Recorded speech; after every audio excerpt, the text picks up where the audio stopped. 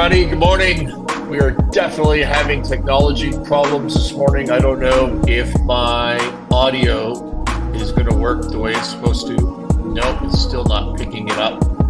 I hope you can hear me. Please give me, everything's just wonky this morning. Give me a mention in the comments if you can hear this, okay, please. But I'm just going to assume that we can continue on. I'm going to assume that my headphones are not working. And yeah, I think we're live everywhere. Facebook, LinkedIn, YouTube, X, Instagram. Let's get at it. October 18th, 2024. It's a Friday, episode 291. Welcome to Mornings with Scott, the best damn business show for medium and small businesses on the planet Gold. By the way, in the comments, please tell me if you can hear me, because the audio, we got technical problems this morning. And if the audio sounds a little off in terms of quality, it's because the headphones they're connected to the iPad, but they're not. The iPad and StreamYard don't seem to be working together this morning. Gold is up again this morning, all-time high. When I was preparing my notes, it was $2,722. I think it's even up from there, about another 0.8% this morning. Just a huge climb from the beginning of the year. And what does that tell us? That almost every day gold is in the green. Anyone? It tells us that the markets believe inflation is not over, that is continuing. In fact, I think the run-up in the last week or two tells you that the markets are looking at both presidential candidates in the U.S., and they're saying, well, there's going to be inflation either way. Clearly, Kamala has a great record of creating inflation, and everybody thinks that Trump's tariffs will also create inflation. So no matter what, you get inflation, would be the view of the market. I believe, I disagree with the tariff argument, by the way. We'll maybe talk about that more next week, because some of you sent me long, detailed, plaintive DMs, had an email, a couple of emails actually from different people on that issue. I'm not buying it. We'll talk about that more next week. Yahoo Finance reports this morning that the next big AI trade could be nuclear power. Just remember, Mornings with Scott. I told you that about a month ago. Hang on one second. Excuse me. I told you that about a month ago, and I've repeated it as recently as maybe 2 days ago. Nuclear power is the next bubble. Yahoo Finance, thanks for jumping on the bandwagon. National Post reports Canadian former Olympic snowboarder accused of running vicious cocaine trafficking ring. A former Canadian Olympic snowboarder has been named in the United States as the boss. The boss of a snowboarder is the boss of $1 billion transnational drug trafficking organization accused of moving massive amounts of cocaine and meth from Colombia through Mexico and California into Canada, while protecting the operation with multiple unsolved murders, including several in Canada. Ryan James Wedding, 43, born in Thunder Bay, Ontario, and then moved to Coquitlam, BC, and was in the Salt Lake City Olympic Games in 2002. But now he's internationally famous for one of the being the named the boss of a sprawling criminal syndicate. He's a fugitive from justice, and U.S. officials have placed a $50,000 bounty on his head. Ryan Wedding finished 24th place in the Olympic finish in men's parallel giant slalom. 24th place.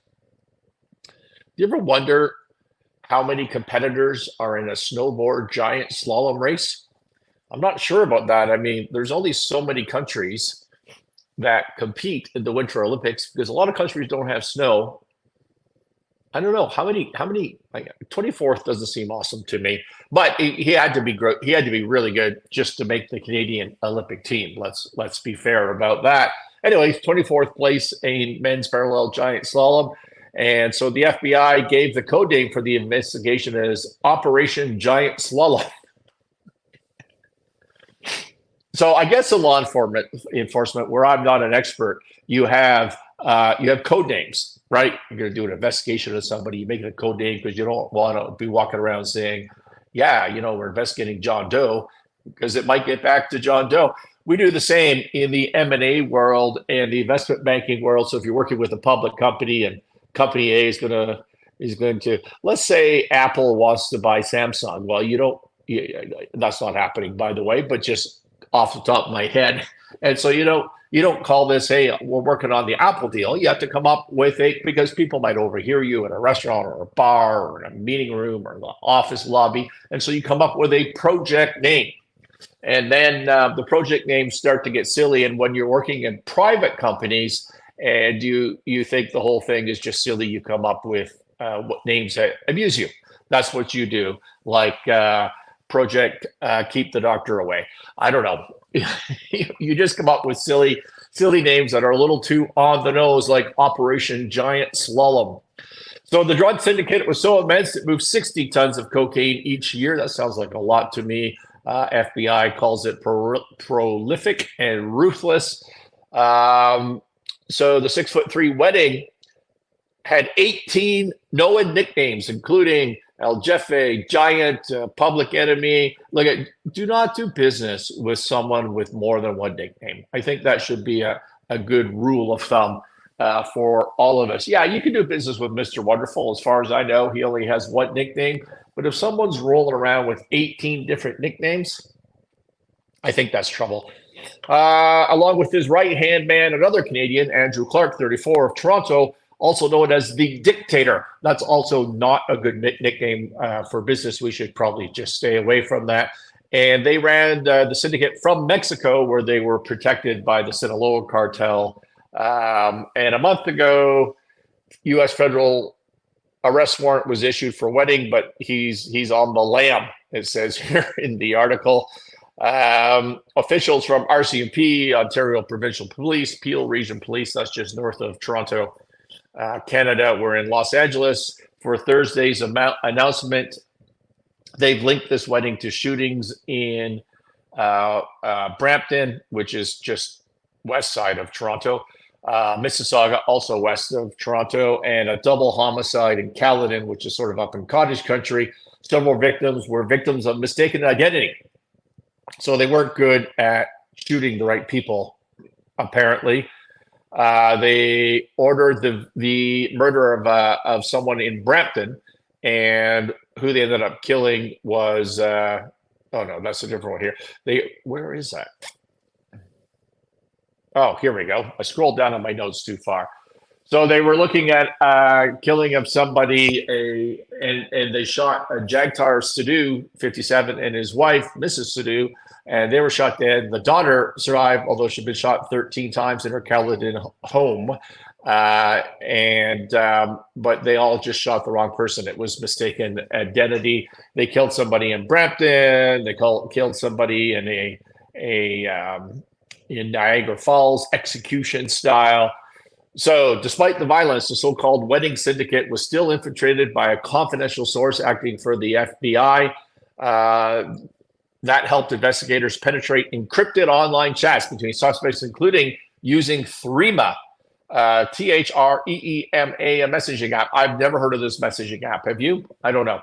By the way, again, we're having audio issues on the technology this morning. And so please let me know in the comments if you can hear me. I'm sure that the sound quality is off because the headphones aren't connecting probably, but I would love to know if this is working for you. So Threema, I've never heard of this. Here's something you should just think about in business and in life. There is no privacy. There's never been any privacy.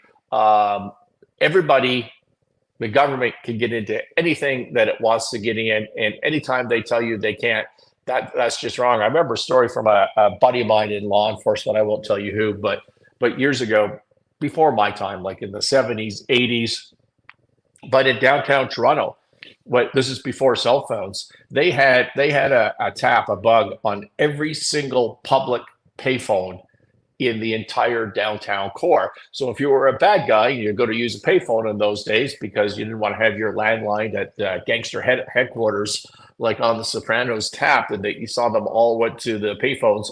That didn't help them either. There is no privacy. Govern yourself accordingly, as they say. So the indictment unsealed Thursday alleges that Wedding and Clark moved loads of cocaine and meth over borders through countries hidden onboard transport trucks. Hidden onboard transport trucks run from a transportation hub in Canada, U.S. Authorities allege transportation was run in recent months by Hardeep Rate, I don't know, and Singh from Brantland, Ontario. So each trip, the cocaine weighed hundreds of kilos and were transported from Mexico to the United States, where the operatives stored it in stash houses around the Los Angeles area before delivering it long-haul semi-truck drivers for the drive north into Canada. So of the 16 named in the indictment, 10 are Canadians living in Canada. So I don't know. I just...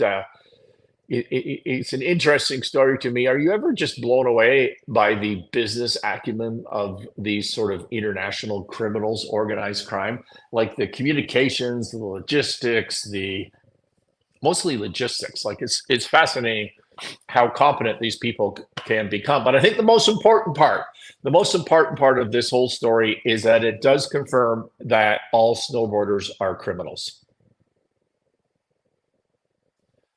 All snowboarders are criminals.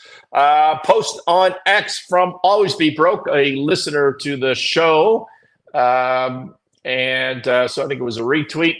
But, there was a dinner in New York last night, the A.L. Smith dinner, which is a Catholic-based charity, raises a bunch of money during election years. It's been going on for decades, I believe, and it is tradition that each presidential candidate goes to this thing, and it's intended to be a roast. It's intended to be comedy, so they take jabs at each other, and they try to be funny. And so Always Be Broke reposted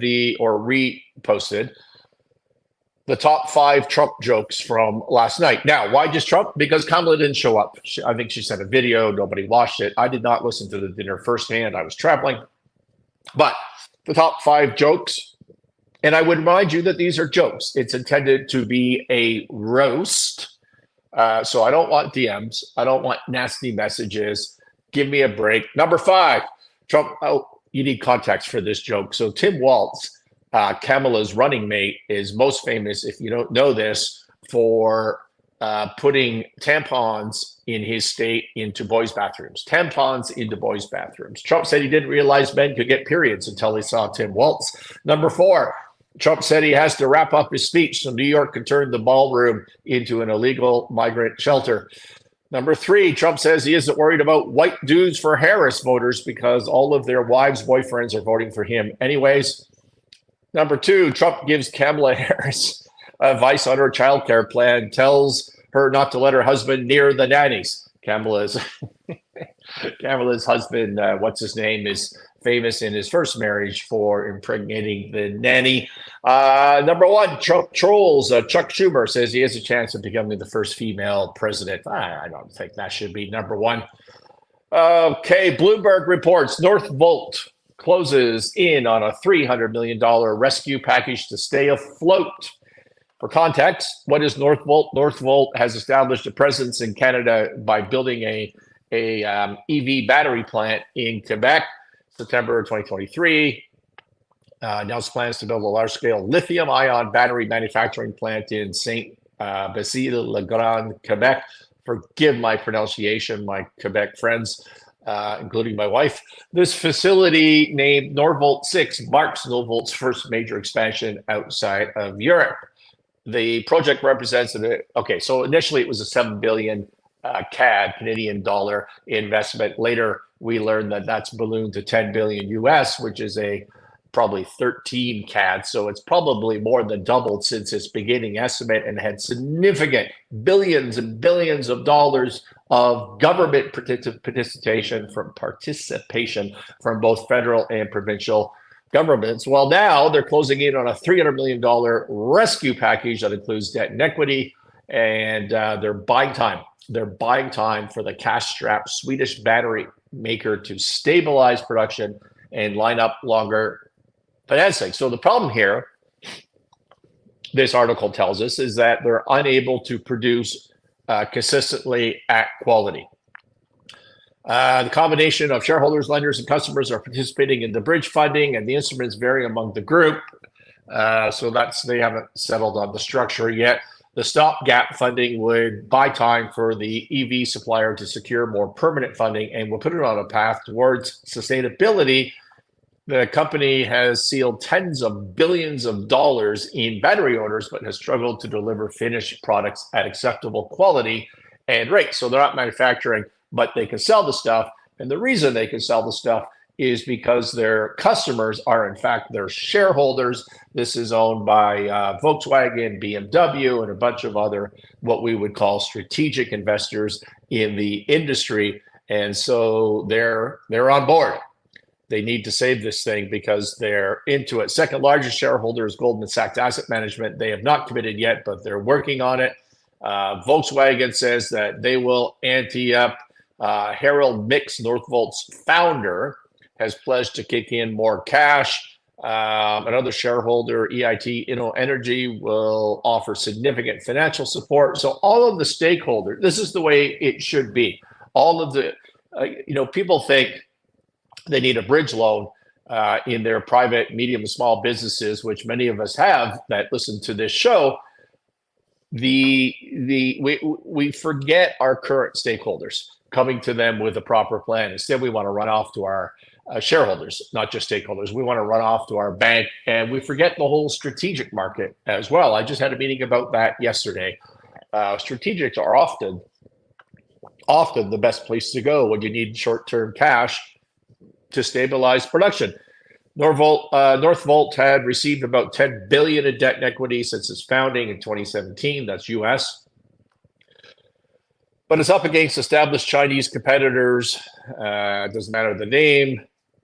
The Swedish company's strategy to grow aggressively in a range of battery technologies has created a number of operational hurdles. And in recent weeks, they've cut jobs and they've pared back on their ambition to focus on raising cash and to get things stabilized.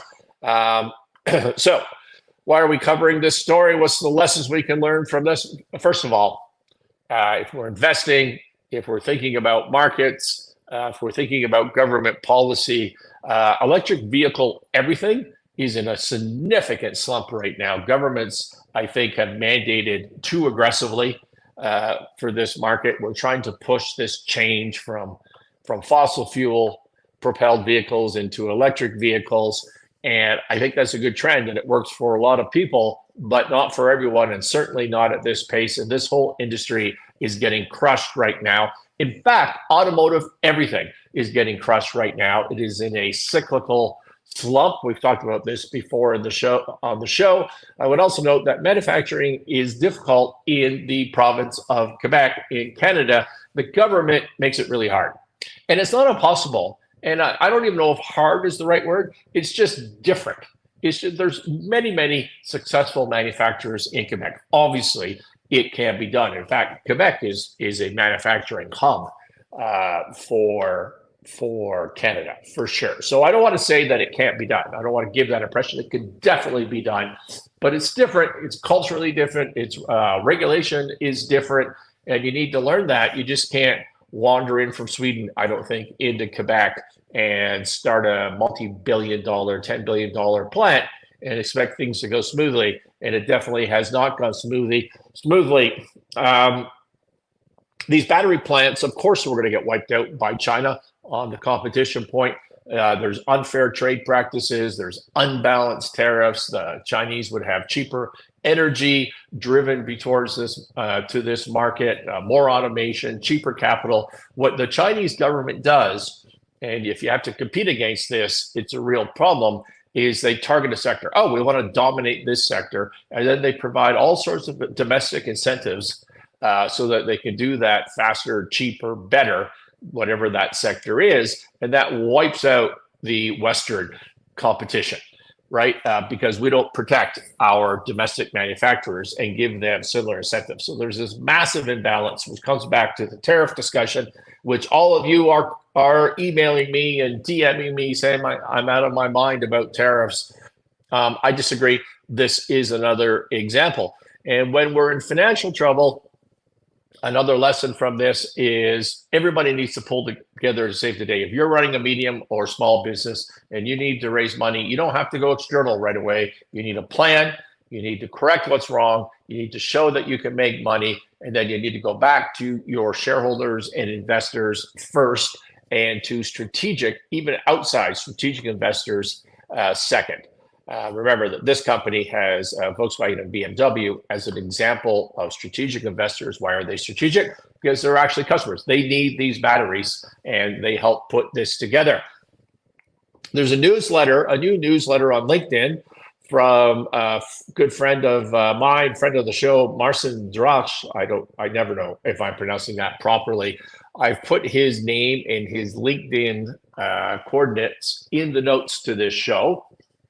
Marcin, Marcin, last name Drozdz. And Marcin helps individuals, entrepreneurs, largely I think in real estate, but also in business, raise money for their project. And I don't mean he helps them in an investment banking sense like I do, but he helps them in coaching and educational and all that sort of stuff. So he started a newsletter, I believe, on LinkedIn. And I think what you should do is go to his LinkedIn page, and the link there, as I said, is in the note, or you can just type the name in that I just gave you into the search bar on LinkedIn, and you should follow him or connect with him and get his newsletter. It'll be somewhere on his profile there. So he says, when it comes to raising capital, there's a major shift that happens when you start attracting high net worth individuals to your deals. These investors have the resources to fund big projects, but they're also more selective, which means you need a different strategy to engage them. Here's the thing. The high net worth individuals are just looking for solid returns. They're looking for security, trust, and are not just looking for solid returns. They're looking for security, trust, and the right partnerships. So how do you get these investors on board? So let's talk about what is a high net worth individual. This is somebody who's going to be a seed investor, an angel investor, a minority shareholder, someone who can, let's use the word accredited investor or sophisticated investor, who passes from the securities law perspective the wealth test and the sophistication test to write you a minimum of, let's say, 100 grand, 150 grand, whatever the jurisdiction is. But they could be much more than that. You know, I've raised millions and millions and millions and millions of dollars from high net worth individuals in the past. And so it's just, and then high net worth individuals sort of morph into family offices, and now you get super wealthy people. So, but the point being you're dealing with a person who has a bunch of money. You're not dealing with it, and they don't have to spend it. They don't have a mandate to go out and invest that money for salary and get a financial return. That's not the business they're in. They like to invest. They like to get a financial return, but you know, they could do it, or they could not do it, or they could do it maybe when they're back from Maui. These are the kind of issues when you're trying to raise money from high net worth individuals.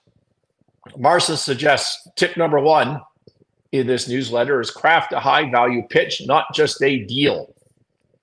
High net worth individuals are not just about the numbers, as I just said. They want to see the bigger picture. Instead of pitching them on the deal itself, position it as a high value opportunity that aligns with their long-term goals. One of my most popular pieces of content on the Winning Momentum podcast. So there was Martinis with Scott, the Winning Momentum podcast. Now we're doing live Mornings with Scott live, which is all on YouTube, and you can follow it. But it was to pitch benevolence over anything else. So the idea, I won't get into it because I'll run out of time here, but you can go look it up. Just type in benevolence or pitch benevolence or whatever into the best on YouTube, into the search bar on my channel, and then hit subscribe while you're there, by the way. But the idea is you don't pitch competence. competence is a barrier to entry. No one's going to buy from you if you are incompetent, like NorthVolt is at manufacturing something. You don't pitch competence. Trust trumps competence. You would rather buy from somebody you trust than somebody you don't trust. So trust comps it, but benevolence trumps all of it. Benevolence is what you need to pitch. And that's what he's saying here. He's saying you want to show them something that aligns with their long-term goals. So make sure your pitch answers the following. How does this investment align with your long-term goals? You know, I don't know that you can do that unless you know this individual well before the meeting. I think you have to have your own long-term goals, your own idea of benevolence, and then you need to find the right high net worth individual that buys into that plan. Number two, build relationships before you need capital. For sure. I don't know if that's always practical, however, but you're best off with people that know you because it helps cross that trust barrier. He says, here's the hard truth. High net worth investors don't like to feel like ATM machines. This is the biggest thing. This is the biggest thing when trying to raise money from high net worth individuals. They don't have to write you a check. They do not have to do that. They have no pressure to do it. And they get hit up like 20 times a day from people that want their money. So why you? Think about that. Why you? So many times I see people come in and they just want to do a trade. They just want your money. They want to do a trade. They want to treat you like an ATM, as Marcin says here. Start building relationships well before you have a deal on the table, and network each week, so that you could go read that more.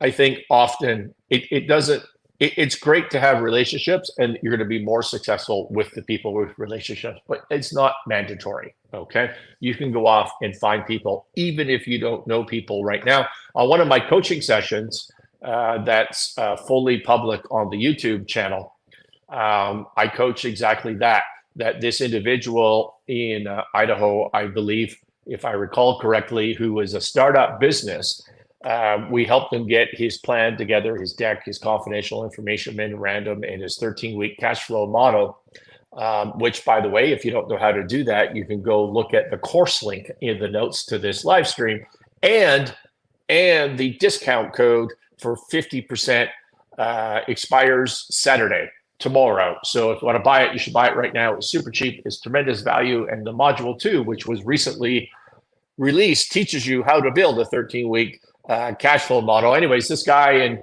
in Idaho with a startup business, I then coached him to go find the local community of angels. There's always in every community a group of business people, retired people, and they like to invest in private companies. And you can find them. You can go talk to a deal-making lawyer, a deal-making accountant, and they will be tapped into that group as a professional and try to get a link through that. You can go to local business brokers, real estate agents, these types of intermediaries. You will find these high net worth individuals, and they want to do deals. They don't have to do deals, and it may be 6 months from now when they're back from being a snowbird or what have you.